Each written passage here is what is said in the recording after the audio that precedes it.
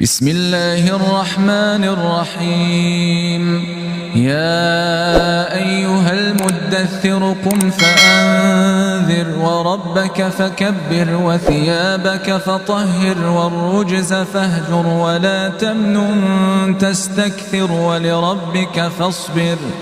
فإذا نقر في الناقور فذلك يومئذ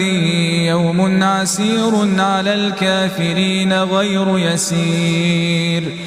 ذرني ومن خلقت وحيدا وجعلت له مالا ممدودا وبنين شهودا ومهدت له تمهيدا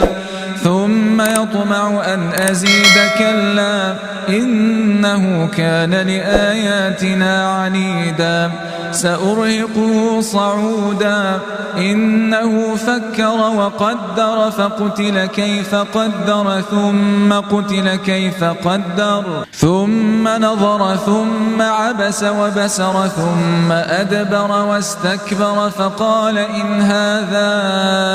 إلا سحر يؤثر إن هذا إلا قول البشر سأصليه سقر وما أدراك ما سقر لا تبقي ولا تذر لواحة للبشر عليها 19 وما جعلنا أصحاب النار إلا ملائكة وما جعلنا عدتهم إلا فتنة للذين كفروا ليستيقن الذين أوتوا الكتاب ويزداد الذين آمنوا إيمانا ولا يرتاب الذين أوتوا الكتاب والمؤمنون وليقول الذين في قلوبهم مرض والكافرون ماذا أراد الله بهذا مثلا كذلك يضل الله من يشاء ويهدي من يشاء وما يعلم جنود ربك إلا هو وما هي إلا ذكرى للبشر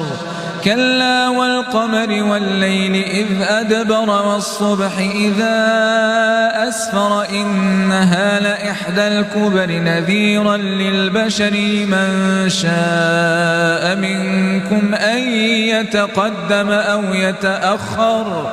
كل نفس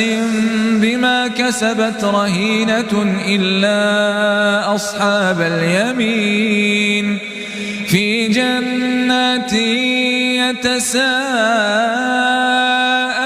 عن المجرمين ما سلككم في سقر قالوا لم نك من المصلين ولم نك نطعم المسكين وكنا نخوض مع الخائضين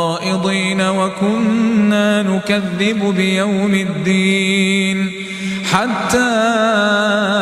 أتانا اليقين فما تنفعهم شفاعة الشافعين فما لهم عن التذكرة معرضين كأنهم حمر مستنفرة فرت من قسورة بل يريد كل امرئ منهم أن يؤتى صحفا منشرة كلا بل لا يخافون الآخرة كلا إنه تذكرة فمن شاء ذكره وما يذكرون إلا أن يشاء الله هو أهل التقوى وأهل المغفرة.